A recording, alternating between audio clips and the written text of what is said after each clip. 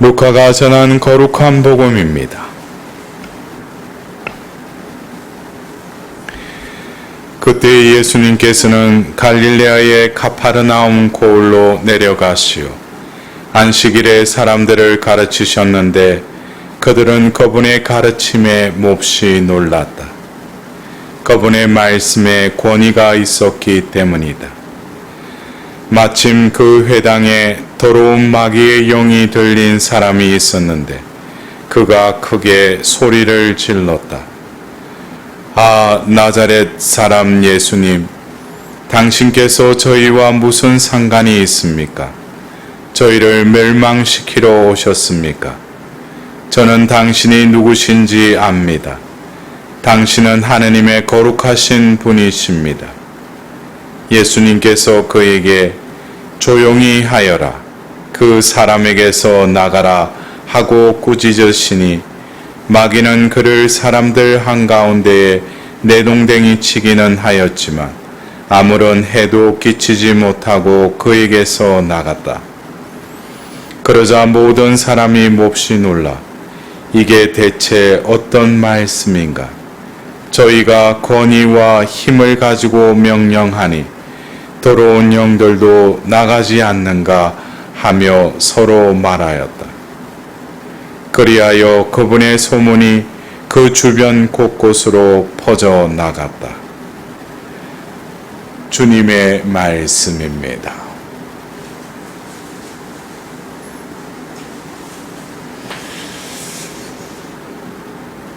예수님께서 그 갈릴레아 지방에서 사도직을 행하실 때 어제 우리는 나자렛 예수님의 그 고향에 가셔서 안식일에 있었던 그 사건을 들었습니다. 예수님께서 어제 그 이사야서 두루마리에 그 말씀을 선포하시고 나서 이 말씀이 이루어졌다. 듣는 너희들 가운데서 이루어졌다. 근데 오늘 우리는 또 가파르나움에서 예수님께서 안식일에 사람들에게 또 가르치시면서 사람들이 그 말씀을 듣고 그 가르침에 권위를 느꼈다고 그랬어요. 그래서 그 나자렛의 그 회당에서 오늘 또 가파르나움 그 회당에서 그 복음을 전하실 때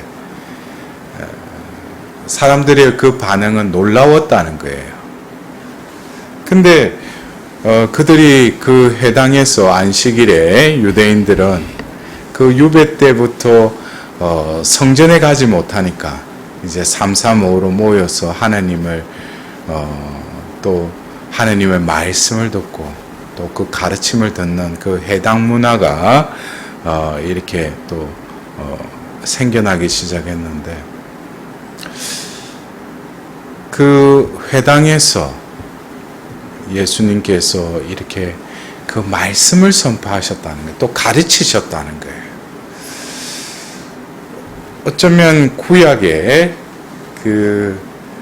이러한 직무를 받은 이가 하나님께서 그 야곱의 12 지파 중에 그들에게는 땅을 분배해 주지 않았죠. 그 지파가 뭐예요? 레위 지파죠. 그 레위 지파는 바로 하나님께 예배드리는 선별된 이들이죠. 그래서 그들이 우리가 그 레위기의 그 제사법 또 그리고 하나님께 이렇게 예배드리는 그런 어떤 절차들 중에 또 레위인들 사제들이 어떻게 하면은 자신을 정결하게 해서 그 예배에 합당한 자로 또 예배 드릴 수 있도록 여러 가지 규칙이 나와 있지 않습니까? 근데 이 레위인들에게 있어서는 그 만남의 천막에서 하나님께 또 그 제사를 드릴 때 봉사하는 이들이기도 했지만 그들은 또한 뭡니까? 율법을 가르치는 일이기도 했다는 거예요. 제사와 어떤 율법의 가르침, 이것이 어떻게 보면 레위인에게 주어진 그 주된 직무인데, 이스라엘의 역사를 보면은 이 레위인들이 자신들이 본연의 그 하나님으로부터 받은 그 직무 가운데 그냥 제사는 드리는데 어떤 행위적인 차원, 그들에게 주어진 이 제사도 결국 뭡니까? 하나님과 계약을 맺고 나서 그들이 이제 제사를 지내기 시작했다는 거예요. 그 전에 제사와는 또 다른 의미의 제사, 하나님께 예배 드리는 것. 그래서 이 레위인들이 어떻게 보면 이 제사 지내는 것, 여기에 너무 외형적인 것에만 그 자신들의 삶의 의미를 두다 보니까 또 다른 그 율법을 가르치는 것. 그래서 결국 이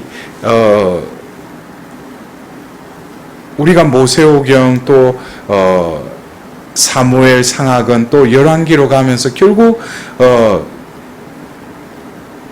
바벨론 유배를 가서 그들이 왜 이 지경이 되었는가 라는 것을 다시금 깨달으면서 성전의 그 고귀함, 결국 그들이 바벨론으로 유배가면서 결국 예루살렘 성전도 무너지고 말죠.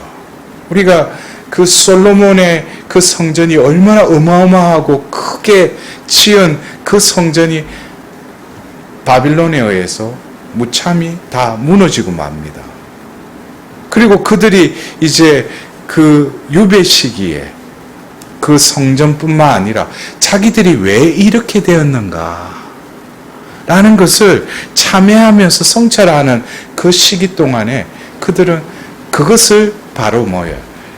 이제 그 키루스의 이제 본국으로 다시금 돌아가라는 그것으로 그들이 와서 한 것이 먼저 외적으로는 성전을 재건하기 시작했다는 거예요. 그것을 바로 그 총독이었던 예수아와 주르바벨을 통해서 성전을 재건하는 하고 나서, 그리고 또 기한했던 에즈라가 뭘 해요? 에즈라가 그들에게 율법을 가르치기 시작합니다. 그래서 그 에즈라기에 보면은 그들이 율법 듣고 울었다고 그랬어요. 왜 이 지경까지 되었는가? 왜 바빌론에 끌려간 그 유대인들은 어쩌면 인테리 계급들, 교육을 받은 이들만 데려왔어요. 그리고 유대 땅에 남은 그 사람들은 그냥 그 말 그대로 그런 계층에 있는 사람들만 남겨놨다는 거죠. 그래서 이제 그들이 바빌론에서 유배를 했지만은 그들은 어떤 면에서 유대 땅보다도 더 호사한 삶을 살다가 돌아와 보니까 완전히 예루살렘이 폐허가 돼버린 거예요. 그래서 그들이 성전을 재건하고 나서 그 에즈라를 통해서 뭐예요? 율법을 가르치기 시작해요. 율법을 가르친다는 건 결국 뭐예요? 자신들에게 하나님께서는 계약의 백성으로 삼으셨다는 거예요. 그리고 다시금 성벽을 노에미아에 의해서 또 재건을 하죠. 그러나 그것이 결국 시간이 지나면서 이제 바빌론이 무너지고 이제 페르시아 또 그 그리스의 헬레니즘 또 로마로 이어지는 그 끊임없는 지배 속에 결국 그들이 살아남기 위해서 그런 시대의 변천 안에 하시딤이라는 그런 그룹이 생긴다. 하시딤은 그 말 그대로 경건한 생활을 지향하는 사람들. 그들이 바로 예수님 시대의 바리사이들과 사두가이들이 됐던 거예요. 근데 이 사두가이들은 그냥 그 성전에 머물면서 일반 민중과는 떨어진 그들만의 어떤 기족적인 삶을 살았다면, 바리사이들은 그 민중 편에 서서 율법을 가르치는 그 일을 했는데, 그들은 이미 이스라엘 역사 속에서 레위인의 그 원래의 이중적인 그 직무, 하나는 하나님께 예배드리는 그 직무와 더불어서 율법을 가르치는 그것이 이렇게 제대로 이어지지 않다 보니까 어떤 그것도 외형적으로만 그 규칙을 준수하는, 그래서 여러분들이 예수님께서 왜 바리사이들, 율법학자들, 또 결국에 예수님이 죽으실 수밖에 없었던 그 선동 그룹의 그 우두머리였던 그 대사제들과 사두가이파들, 결국 그들은 어쩌면 우리가 예수님이 왜 죽으셨는가? 우리는 쉽게 거기에 대한 답이 뭐예요? 우리 죄인을 구원하시기 위해서. 그것은 너무 교리적인 답변이고, 그 시대에 얽히고 설키긴 그런 어떤 인간들의 자기 이득적인, 자기 그들이 기대했던, 자기 기대에 편성하는 메시아에 걸맞지 않으니까 예수님을 그냥 죽이는 편으로 그들의 의견을 모은 거예요. 제가 왜 이런 말씀을 드리냐면은 예수님께서 오늘 그 해당에서 바로 말씀을 선포하시고 이 말씀이 이 자리에서 이루어졌다. 또 그리고 오늘은 그 가르치실 뿐만 아니라 마귀를 쫓아내셨다는 거예요. 여러분들, 어쩌면 우리가 하나님의 성전에서 말씀이 선포되지 않는다면 또 오늘 그 마귀를 쫓아내시잖아요. 그 말씀으로. 그래서 어쩌면 저 자신도 어떤 그 사제라는 그 직무 가운데 예언지, 말씀을 선포하는 것, 이것은 어떻게 보면 사제에 있어서는 가장 본질적인 거예요.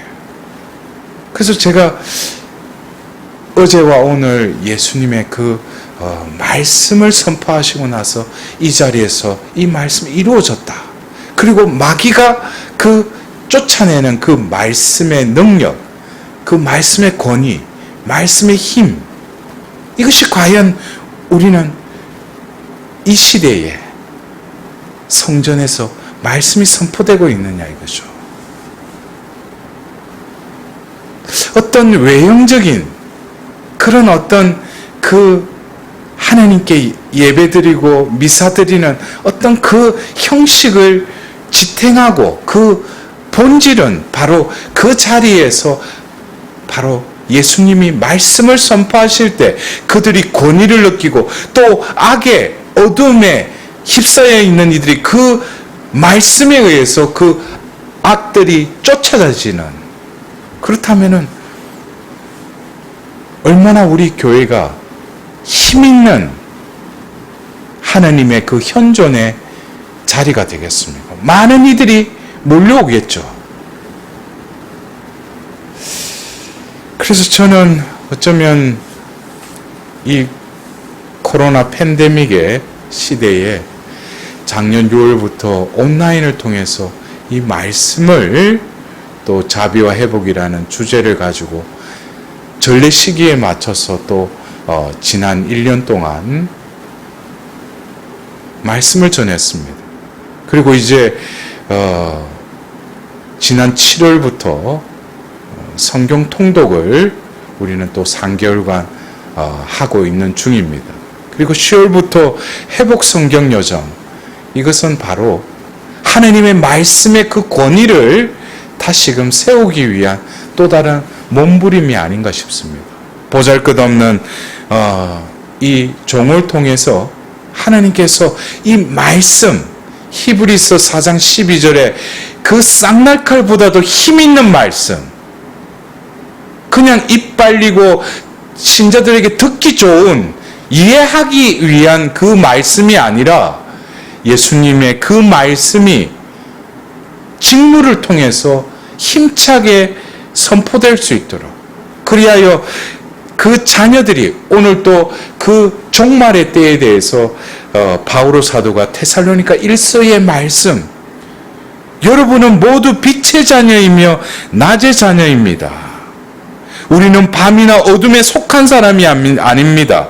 그러므로 이제 우리는 다른 사람들처럼 잠들지 말고 맑은 정신으로 깨어 있도록 합시다. 여러분들, 우리는 빛의 자녀요 낮의 자녀라고 그랬어요.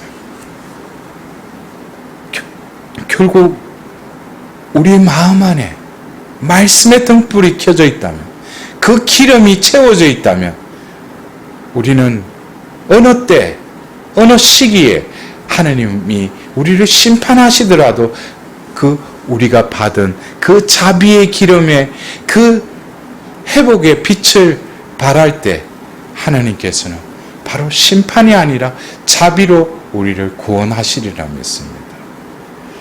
여러분들, 오늘도 예수님의 그 말씀이 우리 가운데 이루어질 뿐만 아니라 그 능력이, 그 힘이 우리 가운데 온전히 우리를 차지할 수 있도록